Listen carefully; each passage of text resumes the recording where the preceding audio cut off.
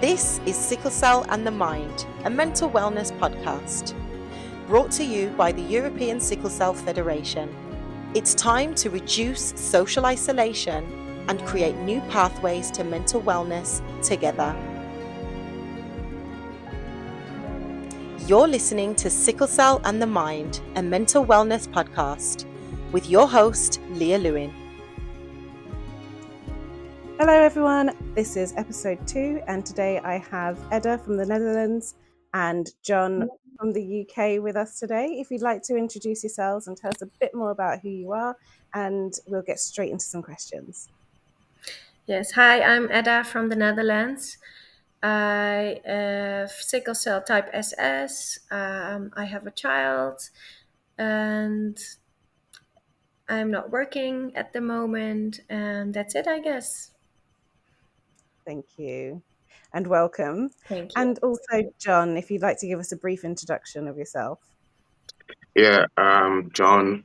I live in Oxford, UK, and I've got sickle cell HBSS. And at the moment, I'm not in any permanent role, though I often go to events to do poetry performance and motivational speaking once in a while. So, yeah, that keeps me busy for now. Wonderful. Thank you and welcome to you both. Thank you so much for joining us today. So we wanted to kind of focus on the COVID experience today. So I guess the first thing, Edda, I'd like to come to you and ask, as someone living with sickle cell, how have you found yourself clinically vulnerable due to shielding or isolation because of COVID-19, and how it's now left us living in society? Yes, it was really difficult for me because I am not having only sickle cell. They found out later, at a later age, that I also have an autoimmune disease. So the both of them was actually a disaster for me when it was COVID. So I couldn't go out, I couldn't go see people, I couldn't even go to supermarket. I was like literally like in my house with my child. My child couldn't go to preschool, couldn't go to see his uncles or grandmas or whatever, because he could have bring it back to me, COVID. So, and that was really dangerous at that time for me. So yeah, it was really, really hard for me. And being so isolated, how did that impact your mental health? Really bad, because people COVID-19 was here in the country in the Netherlands. We had some rules, but like everyone could go out, could go to the supermarket, could go to school, and could go see people, but they couldn't go clubbing, or they couldn't go like after 9 o'clock. Everything was like they couldn't do anything.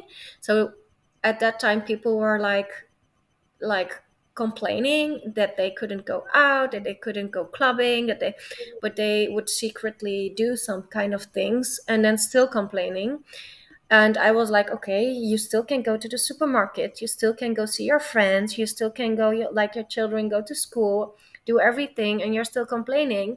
So you can't even imagine how that was for me, but because I couldn't even do anything about it. And mental health, yeah, of course, I was driving crazy, but yeah, you couldn't. Would you say that because of that, it kind of almost felt like you had frustration towards others because there was an element of freedom then that you couldn't obtain? Yeah, it was. Yeah, I don't know if it's like frustrations to others. It's like more like they wouldn't appreciate. But that's my whole life. I see people that aren't appreciating what they actually have. Like I can't even have that, and I'm like trying to find my way in it. And you are having kind of things like you can go out, you can do things, or you have a healthy body, and you're not even like seeing how rich you are with a healthy body. Yeah, thank you. And John, how did COVID-19 impact you? did you feel extremely vulnerable? How was your experience?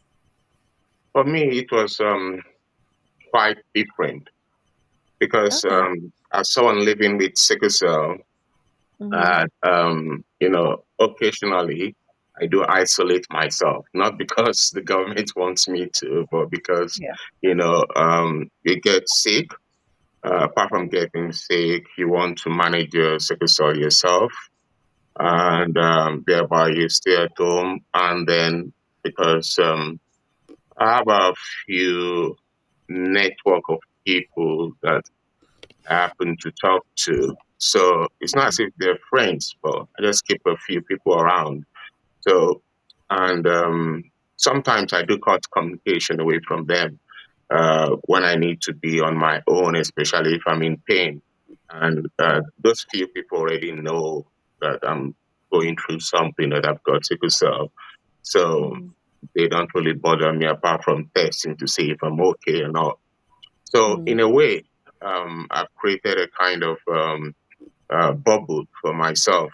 So when Yeah. COVID was there, it wasn't any different from you know the The way I norm. practiced living my life before. But the only the only way really affected me is mentally, not the activities that's not happening, because even those activities I don't really bother with them when there was no COVID. So um like, okay, let me give you an example. When there was no ban on restriction, I could, you know, take a walk.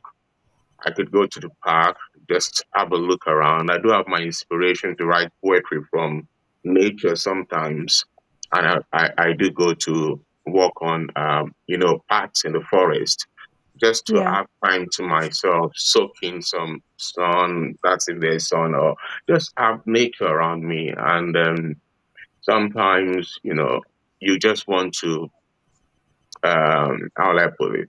Just go out and release yourself and enjoy life and everything. And all those that was cut away from you. And remember, we are a group of people that is surviving, not living.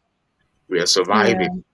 So for the for the government to just cut off restrictions like that without putting in place things that could make you things that would balance your mental health was really, Yeah. really bad. You know, food could Yeah. be delivered. I could get food delivered. I could Yeah. get when the restrictions were loosened a little bit, I could go out and get food and come back and all that. Mm. But it wasn't, that freedom, because that freedom was cut, really affected me in a way. You understand? Really affected me Yeah. because I just felt it's, you know, the burden I have as someone living with sickle cell. The burden I have is great. I carry this huge load of mental stress, which Yeah. needs to be released, just like a valve. You need to release it once in a while so that it just doesn't Yeah. go boom. You know. To let the pressure out. Yeah. Yeah, yeah, yeah. So you kind of touched on a good point there. Do you feel like the pandemic affected how you received regular treatment or healthcare um, during that period and even up to now? Yeah, it did. It did. Because before COVID, I could go in anytime. I could bypass my normal GP practice and go to the consultants directly. I Ah, could good. I could ask the special nurse to arrange a telephone call with a doctor. I could, walk into triage if I don't want to manage my sickle cell myself. I could walk into the triage that is set up at Churchill Hospital for sickle cell patients and get Yeah. treated. But all that was cut off. And then the fear of catching COVID itself, you see, fear itself is how will I put it? Fear itself is another thing, because for you to fear that you don't want to contract COVID because of the Yeah. um, because of your health issues, you don't actually want to go to the hospital yourself. You are afraid you will Yeah. catch COVID if you go to the hospital. You are afraid of meeting people outside that will give you COVID. That itself is another problem. Yeah. So, layers of problems. Yeah. It's a huge burden to try and adapt to a new way of living, essentially, Hmm. whilst having to deal with the already, there's a lot of inequities when we think of the healthcare system when it comes to treating those that are suffering with syphilis or living with sickle cell. Um, Ada, um, what was your experience there? Did you find it was problematic during the pandemic? Could you still access care in the Netherlands? Was it Did they make any adjustments to your care? What was your experience during that period? It was really hard for me because I have to get like every 3 weeks 8 pack of cells. I get a blood exchange, and Okay. every 3 weeks I had to receive this. And in the beginning I was like not receiving it because I still didn't know like how they adjust the hospital, or were there nurses that were, well, like in their free time going out and coming back to work, and like, I don't know. So in the beginning I didn't go to the hospital, I didn't have any contact until there was really like a protocol for me. And Mm, after there was a protocol, like I needed special care. I needed like a closed room, like only people that were like tested and had no COVID. That was like, yeah, a real adjustment for me, but it took some time to get there. yeah. Yeah. So, did you utilize any services like the telemedicine or other digital resources during that period to kind of help you with your appointments, but also your mental health? No, actually not. The only thing that was like adjusted, that was like my medicines were like, how do you say that? They were like getting it to me to my house, and Hmm. that's it. And the only thing that was like from communication online, it was I could email my doctors and ask them questions, and that's it, or call them. That's it, but not more. Okay. Yeah. Okay. And John, did you access any resources or services like the telemedicine or any other digital resources they have? I know that I personally experienced the video conferencing with my doctor, which was very new and a bit strange. I also have children, and I remember one of them was unwell during the time, and the doctor tried to diagnose through a video call and things like that. Did you have any of those experiences where it wasn't face to face, but a digital resource, so you weren't as vulnerable, but maybe it was a different type of care that you experienced? Um, yeah. Okay, I wouldn't say video conferencing with my doctor or anything, but like, okay, there's this charity, Oxford Up, and what they do is they provide volunteers. So around that time when COVID was, very, very high then, they provided volunteers for different things. So I called them to let them know that I've got sickle cell, I couldn't move, and I need help. And I can't go to my pharmacy to collect my medicine and all that. And so Mm-hmm.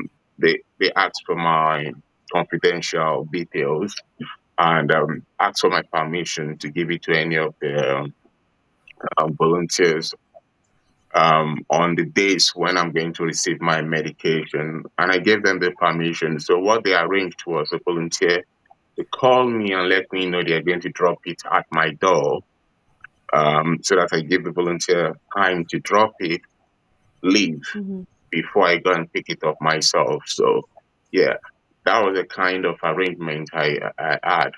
Though I had to email them through, so it's digital sort of. Then the other stuff is there's another charity organization that gives food to the vulnerable. And the thing Mhm. is that they give it for free. And my dilemma then was that I had money, I could buy food. But the problem with buying food is Tesco were giving out slots. Their slots for vulnerable people were a little, it wasn't much. Other Mm. supermarkets like that, you would have to apply and wait. And I couldn't just go through the stress. Ah, So, yeah, so I said, okay, the best thing is let me just call these people to see if they will deliver food. And they said they won't take money, it's just for free. And they will deliver it every Friday. So every Friday comes big boxes of food, fruits, and everything. Then I mm. had to call them one day and stop it. I said, look, I really need this service. Is there a way we could just get the things I want? They said, because there are too many people, they can't customize anything. I'll just have to take it in. And I know I'm going to waste food if I do so. So I had to tell them Okay. to, I had to tell them to stop it. Yeah. So, Mm. So it's also the ethical consideration, and it's kind of it's almost leaving you powerless because yes, you need the food, but you don't want to waste other food, and you have the opportunity to pay, but then you can't because there's no availability with the supermarkets that could. I I presume that was quite challenging to try and navigate those feelings around that, adding to isolation and the other barriers and things that you may have experienced. yeah. And around the time when I stopped the food delivery, the major shops now came out to say on so days, they're going to Mhm. allow vulnerable people, to shop from, I think, uh, 6 a.m. in the morning till around 11 a.m. I And think then my area after that, is doing that. yeah, something like that. So I was very happy when they announced that, yeah, I could just go once in a month, get what I needed and come back. Mhm. Because it's almost like without that, your choice is being taken away from you. Because, like you said, it was just you get what you're given in the box, and I guess that's a specific challenge that you've experienced that maybe others that don't have sickle cell may not have experienced or understand. Um, and it can be difficult to articulate that. Yes, you're very grateful, but whilst you have that gratitude, there's still an element of frustration and it's disheartening because they're taking the control away from you. Um, and it's well documented that people are more likely to see a decline in mental health when they have a lack of control over a situation. That coupled with COVID and your sickle cell, it's really challenging, and I think sometimes people may not see that. Yeah. Um, Ada, were there any specific challenges you faced that people without sickle cell maybe may not understand or may not have experienced themselves? Actually, a lot. I don't even know where to start. Um, Maybe a little example. At that time, I was divorcing. At the time of COVID came, and my son was with me, um, and then I actually had to explain, like, hey, it isn't healthy for me that my son is going back and forth into two households that I don't know which person he can see or he can touch or whatever. He can bring home COVID to me.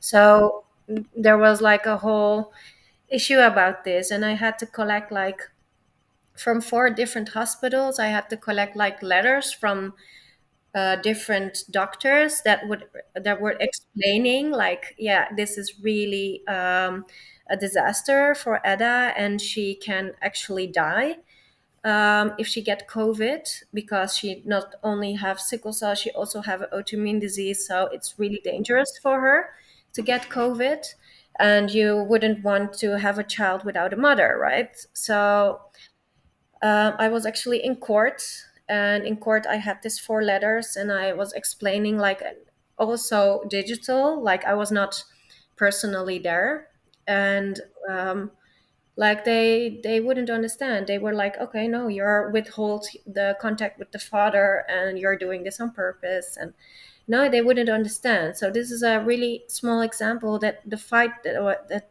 every day I was like, every day I was fighting with people like, no, I am really sick, I am not not making this up, and I can't go to the supermarket. Like, also normal people will like, why are you always inside? Like, COVID is not real. It's like, no, you don't have to stay inside, or you can go to the supermarket, there's nothing, like those small things every day. And every day there was a different fight for me to explain what I had and why it's so dangerous. So I wouldn't say that's a small example at all.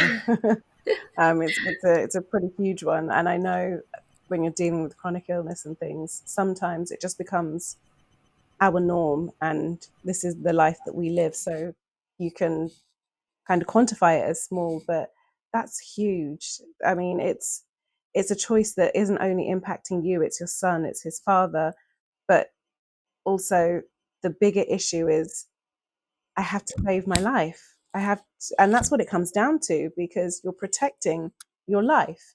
And I think sometimes people don't understand the severity of these experiences. Just simply allowing him to go out with friends, it's part of his childhood experiences. But when that can cost you your life as a parent, you're now carrying fear, the frustration, but also guilt. And that can really impact people's mental health. And sometimes the healthcare system can make changes or adaptations to kind of assist with these experiences. If you had to, um, how can healthcare provisions be more prepared to support individuals like yourselves if we were to experience another pandemic, epidemic, or humanitarian crisis? What would you say if you had to pick one thing? What would you suggest they kind of look at Mm, developing some sort of support for those with chronic conditions? I think they have to adapt. Like normal people, like they can go everywhere and do everything, and they don't have this. Maybe the hospital doesn't have to adapt like big things for normal people or healthy people. I don't know what to say, but for the people that are like Healthy and able-bodied. yeah, exactly. But for the people that are like me, that have like, yeah, that you could actually die, and then I think the hospital have to take care of those vulnerable people also, that they maybe can make, I don't know, I'm just saying something, but another, yeah, maybe a place where they can go, and then where they know they are safe, because only people work there that take care of vulnerable people. They don't do stupid things, they don't go out, or I don't know. I'm just saying Yeah, something, but I don't know, maybe that was a good idea. I know what you mean. I guess it's difficult to articulate sometimes when you think Yeah, of things like law, for example. The law is there because, as a collective, people, society, the human race need to be held accountable for justice. But people can see an injustice, however big or small, and if it doesn't impact them, it doesn't matter, yeah, which is why we then have to create something like law. And it's almost the healthcare system needs to be the law. They have to create the equity for all. It's not always just about equality. We need equity for those with chronic conditions. true, And I think that's kind of what you were saying, that true, yeah, make yeah, the perfect. adaptations for those that need it most, Mhm. and everyone will benefit. Exactly. Yeah, that's nice. John, what would you say if you had to pick one thing that the healthcare systems could do to help people and support people with chronic conditions? What would you say would be your thoughts on that? It's a big one. Yeah, that's a tough question, but um, before I answer that, I want you to know that most people living with sickle cell also live with dependent um, um, illnesses. Like, for example, um, I've got sickle cell, HBSS, but apart from that, I've also got other conditions. Okay, Mm-hmm. Mm-hmm. a ton of them, like mild asthma, um, um, spinal disease. That's they call it degenerative disease of the spine.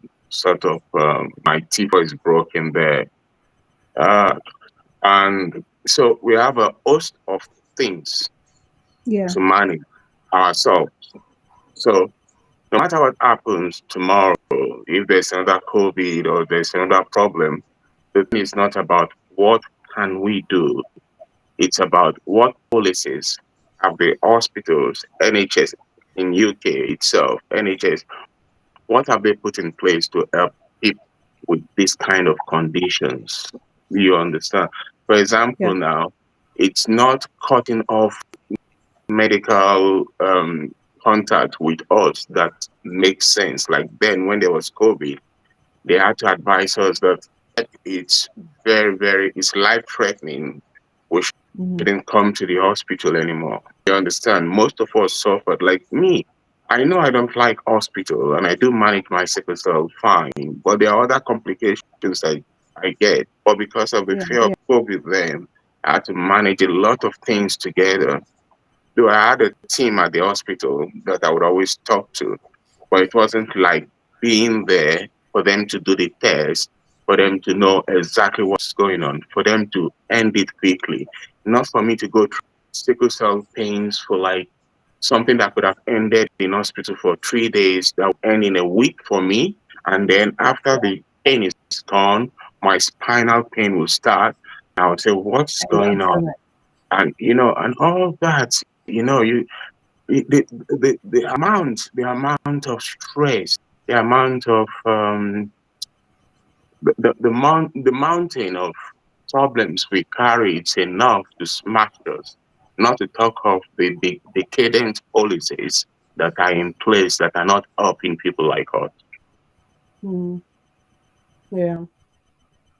Do you feel like any lessons were learned by your communities about the resilience and the mental health support for the sickle cell community? Do you feel like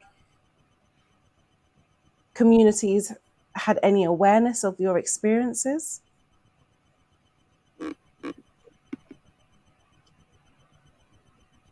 That's for you, John. Oh, sorry, I wanted to leave. Okay, yeah, no, there was no, I don't think any lessons were learned, and I don't think they learned anything. I think if something happens tomorrow, we'll be in the same boat, and if not worse. Because even after COVID, there are people coming out still now to say that COVID never existed. And there are politicians that are playing that tune just to meet their own selfish demands. So NHS is different from when we had COVID. NHS was still a little bit strong then. NHS is now no more strong. We don't have enough staffs. They're bringing staffs from different places, then dipping them. There's a lot of things happening with NHS itself. So how can a sick system, take care of people that are sick?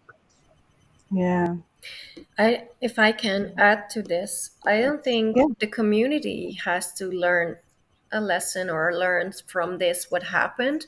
I think the healthcare needs to learn from what happened and how do we support the vulnerable if it happens again. Yeah. Yeah. Because But the healthcare systems are part of the community. I think it's really important that we recognize, yes, they are a government body, but they are also the individuals that make up the societies that we're living in. They are still people, and they're existing in the same space rather than living with one another.